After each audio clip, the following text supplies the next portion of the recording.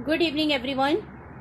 हम लोगों का चैप्टर जो है वो स्टार्ट होगा छांदो योगी उपनिषद। इस चैप्टर में उपनिषद जो है उसके अंतर्गत ब्रह्मचर्य का पालन और जो गुरु की शिक्षा है, वानप्रस्थ आश्रम है, वेदों का अध्ययन है और वास्तविक सत्य क्या है इसके बारे में बताया गया है। इस चैप्टर के अंतर्गत आरुणी और श्वेत केतु के बीच की वार्तालाप है। आरुणी जो है वो पिता है और श्वेत केतु जो है वो पुत्र है। उन्हीं दोनों की वार्तालाप है। तो जो लोग चैनल पर नए हैं वो लोग प्लीज़ चैनल को सब्सक्राइब कर लें कि आप लोगों को जो आप लोगों की कोविड-19 की वजह से पढ़ाई ब्रेक है वो कंटिन्यू हो सके। तो इसलिए आप लोग चैनल को सब्सक्राइब कर लीजिए और शेयर कर दीजिए जिससे जो लोग रह जाते हैं उनको भी इसका लाभ हो सके। ओके, स्टार्ट करते हैं अपना चैप्टर। ओम श्वेत केतु अर्ण्ये आशतमहा पितोवाच श्वेत केतु वश ब्रह्मचर्यम न वे सौम्य स्मत् कुलीनो अननोच्य ब्रह्म बंधुरिव भवति। इसमें देखिएगा श्वेत केतु अर्ण्य, दो संधि हैं, श्वेत केतु और अर्ण्य। अर्ण्य का पुत्र श्वेत केतु आस था। पितोवाच, पिता ने कहा। श्वेत केतु वस माने निवास करो, ब्रह्मचर्य माने ब्रह्मचर्य का पालन करो। न वे क्योंकि सौमित्य कुलीन वचे, कहते हैं कि कुलीन अनुच्च माने होता है कुल परिवार में, अनुच्च माने नीच। कहते हैं कि हे सौम्य, मेरे परिवार में या मेरे कुल में कोई भी नीच ब्रह्म बंधु मतलब ब्रह्म बंधु के समान नहीं हुआ है। व्याख्या देखिए। आरुणी का पुत्र श्वेत केतु था। उससे एक बार पिता ने कहा, हे श्वेत केतु, तुम ब्रह्मचर्य का पालन करो। श्वेत केतु आरुणी का पुत्र था। उससे एक बार पिता ने कहा, हे श्वेत केतु, वस ब्रह्मचर्य, तुम ब्रह्मचर्य का पालन करो। ना वे क्योंकि हमारे कुल में कोई ऐसा व्यक्ति नहीं हुआ जो ब्रह्म बंधु के समान अर्थात जो ज्ञानी विद्वान ना लगता हो।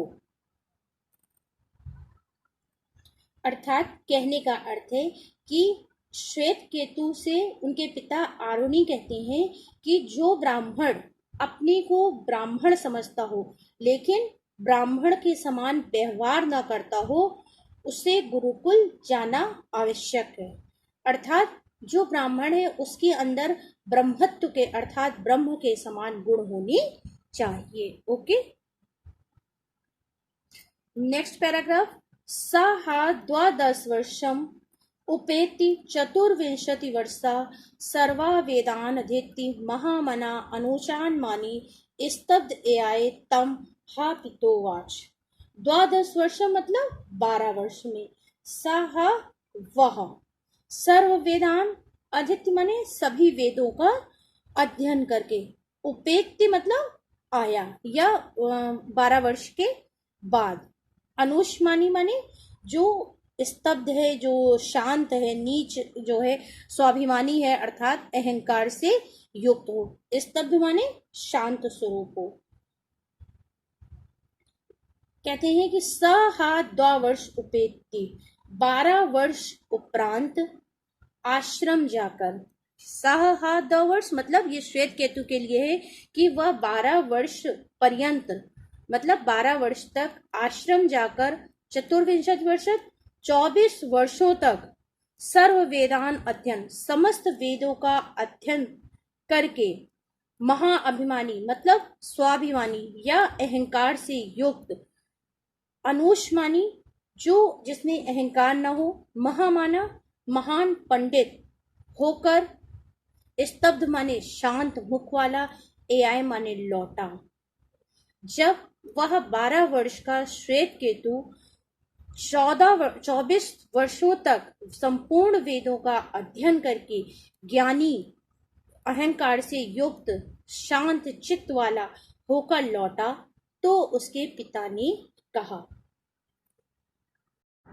फिर नेक्स्ट लाइन देखते हैं। श्वेत केतु यन्नु सौम्यदम महामना अनुष्मानी इस शब्दो अस्युत तमादेश प्राक्ष्या एना श्रुतम श्रुतम भवत्यमतम मतम विज्ञातम विज्ञातमिति कथम नु भगवः सा आदेशो भवतीति। श्वेत केतु यन्नु कहते हैं कि श्वेत केतु जो लौटा, एन माने जिससे, एन आश्रुतम माने जिससे, सुनने की भांति भी अनसुने की भांति, भवत्यमतम माने होता है जो मतहीन बनकर रहता है, मतलब जो सब कुछ जानते हुए भी ऐसा दिखाता है कि वो मतिहीन है, अर्थात उसके पास बुद्धि नहीं है।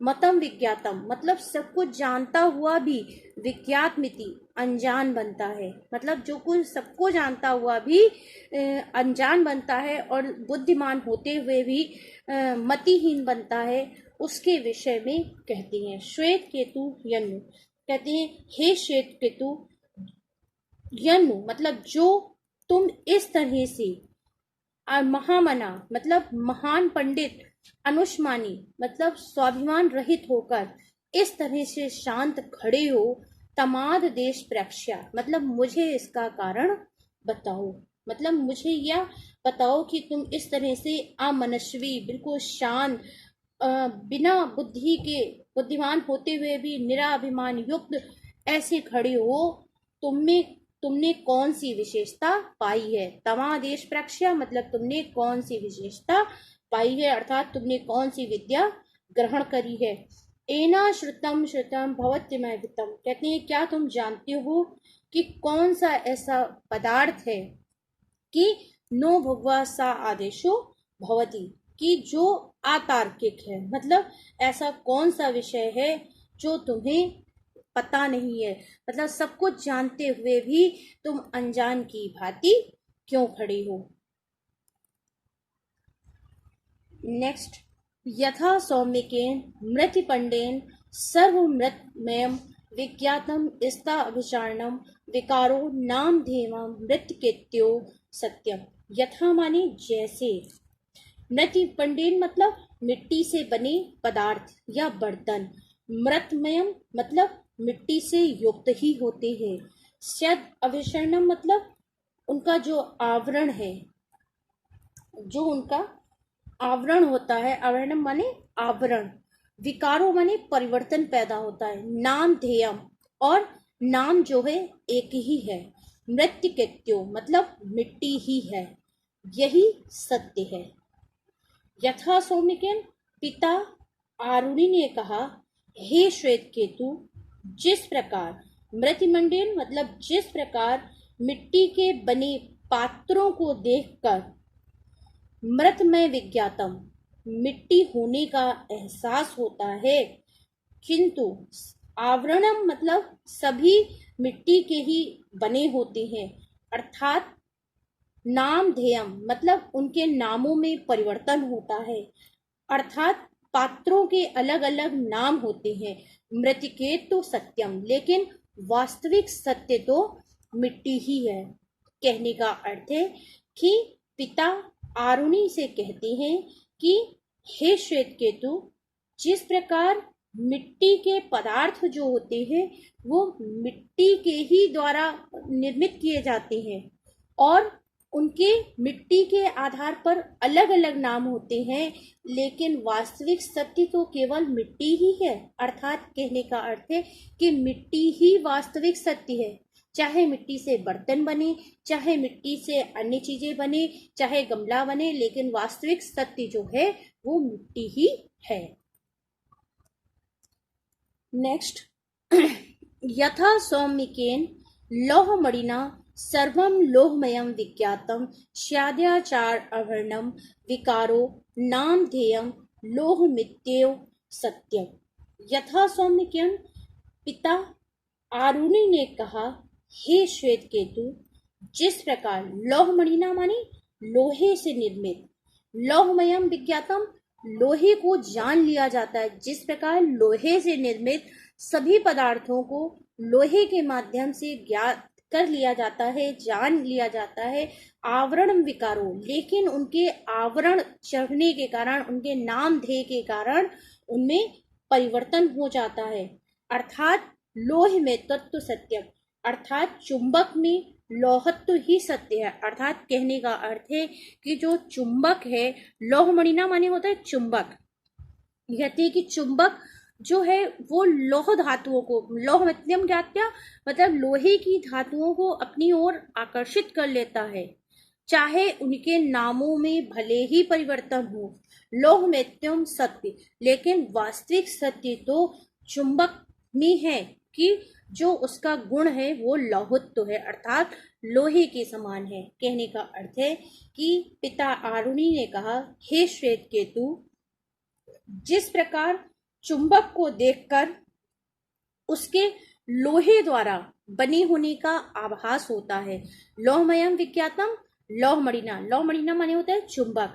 कहते हैं कि जिस प्रकार चुंबक को देखकर उसके लोहे होने का आभास होता है, उसी प्रकार लोहे की बनी अन्य अन्य धातुएं भी चुंबक की ओर आकर्षित होती हैं। अर्थात अस्तित्व जो है वो चुंबकत्व का है, मतलब चुंबक जो है चीजों को अपनी ओर आकर्षित करता है।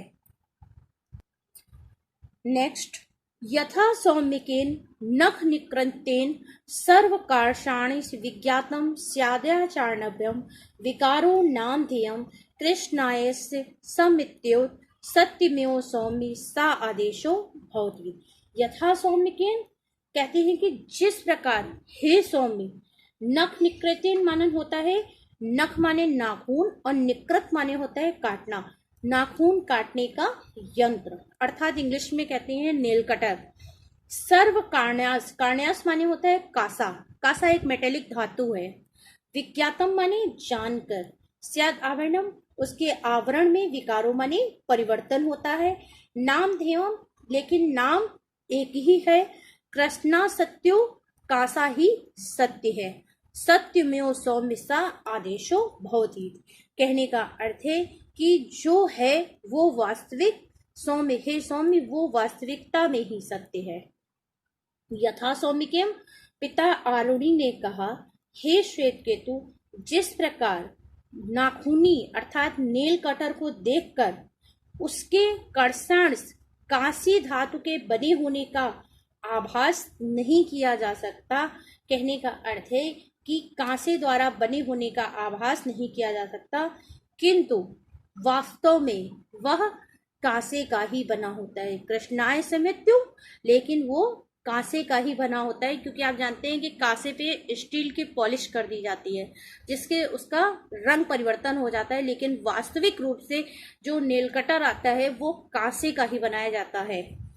तो कहने का अर्थ है, पिता आरुणि ने कहा, हे श्वेत केतु, जिस प्रकार नाखूनी अर्थात नेल कटर को देखकर उसके सर्वकार्षण मतलब उसके कासे होने का आभास नहीं किया जा सकता है, किंतु वास्तव में वह प्रस्यास्मित्यो सत्यम, वास्तव में वह कांसे का ही बना होता है। अर्थात जो नाखूनी है, जो नेल कटर है, उसका आदेशो सौम्य आदेशो भवति, मतलब उसकी जो धातु है वो कांसा ही कहलाती है। इसी प्रकार कहते हैं कि जब तक वाणी का आरंभ नहीं किया जाता है, अर्थात कहने का अर्थ है कि जैसे एक नाखून से काटे जाने पर पिघले हुए जो सभी पदार्थ हैं, मनुष्य के नाम हैं, भेद हैं, रूप हैं, उनको जान लिया जाता है, लेकिन संपूर्ण जो एक दायित्व है, जो उसको करने वाला है, वो केवल एक ही है। मतलब कहने का अर्थ है कि चाहे जिस वाणी से बोले, चाहे जिस नाम से बोले, नाम के रूप में परिवर्तन होता है, लेकिन सत्य तो ईश्वर ही होता है। तो आरुणि जो है वो अपने पुत्र को समझाते हैं कि संसार में सभी चीजें जो हैं अपनी भिन्न भिन्न धातुओं तत्वों से मिलकर बनी हैं, लेकिन इन सब को बनाने वाला वास्तव में केवल एक ही है, वो है परमात्मा या पर ब्रह्म ईश्वर है। अर्थात जो पदार्थ है यही सत्य है, अर्थात सत्य ब्रह्म जो है वो वही ईश्वर ही है जिसने हर धातु और पदार्थ का निर्माण किया है। न वे नूनम भगंतस्त एता विदिश्य अर्धत्य तद वेदिष्यंत अन्न कथम से नावेक्षन्ति भगवन्तस्तमी तद ब्रवीत तथा सौम्येति होवाच। न वे नूनम मतलब जो निश्चय ही या ऐसा कहा जाने पर, भगवंतस माने होता है कि आप ही मेरा, एत देश विषय मतलब इस विषय पर, वेदिश कंथ्यम मतलब मैं क्या कहूँ, से नावेक्षन्ति मतलब मुझसे कहा नहीं जा रहा है, भगवंत में तद आप ही कुछ बोले, तथा सौम्यति होवाच सौम्य ने कहा, अर्थात हे सौम्या तुम कुछ कहो। पिता के ऐसा कहने पर, जब ना वे न्यूनम भगवत मतलब मैं निश्चय नहीं कर पा रहा हूँ, अर्थात कहने का अर्थ है कि जो निश्चित रूप से कहा नहीं जा पा रहा है इस विषय पर मैं इतना कुछ कह चुका हूँ और तुम सुन रहे हो। तो पिता के ऐसा कहने पर श्वेत केतु ने कहा, आप ही मेरे भगवंता एतद विषय वेदेंश कथा मतलब आप ही मेरे गुरु हैं और आप ही कहिए, जिसने उसे इस प्रकार का आत्मबोध कराया। मैं तद ब्रवीतन तथा सौम्यात हेवाच, सौम्यात ने कहा हे पिता, यह ना वे नूनम मतलब ऐसा कहे जाने पर, भगवंतस्त उन्होंने कहा मतलब श्वेत केतु ने अपने पिता से कहा, एतद विषय वेदंत मतलब इन वेदों के अध्ययन के विषय में आपसे भली भांति कौन जान सकता है, इसलिए आप ही जो है इन प्रश्नों का उत्तर दे दीजिए। मतलब कहने का अर्थ है कि जो सत्य है, जो ईश्वर को जानता है, वो स्वयं ही आप मेरे ज्ञान को मुझे दे दीजिए, अर्थात यह बात मुझे इस प्रकार समझाइए जिससे मुझे ज्ञान प्राप्त हो। तब पिता ने कहा, मतलब अपने पुत्र जो है अपने पिता से कहता है कि आपको इतना ज्ञान प्राप्त है इसलिए मैं आपके ज्ञान का अनुसरण करता हूँ। अर्थात जहाँ पर अपने से बड़ा व्यक्ति खड़ा हो, अपने से विद्वान व्यक्ति खड़ा हो, वहाँ पर ज्ञान जो है सिर्फ श्रवण की चीज होती है, अर्थात सुनने की चीज होती है, ना कि ज्ञान का प्रदर्शन जो है वो बहस के द्वारा किया जाता है। यही इस छंद का उद्देश्य था कि अगर आपके पास ज्ञान है और अगला व्यक्ति आपसे श्रेष्ठ खड़ा है तो आप उसका ज्ञान सुने, ना कि उसका बहस करें। तो इसलिए उम्मीद है कि ये चैप्टर आप लोगों को अच्छे से समझ में आ गया होगा। इसकी जो शब्द अर्थ हैं वो डिस्क्रिप्शन बॉक्स में दे दिए गए हैं, आप लोग देख लीजिएगा। ओके, और वीडियो को अंत तक देखने के लिए आपका बहुत बहुत धन्यवाद। वीडियो को लाइक, सब्सक्राइब एंड शेयर जरूर कर दीजिएगा और बेल आइकन प्रेस कर दीजिएगा जिससे आने वाली वीडियो का नोटिफिकेशन आपको मिल सके। ओके।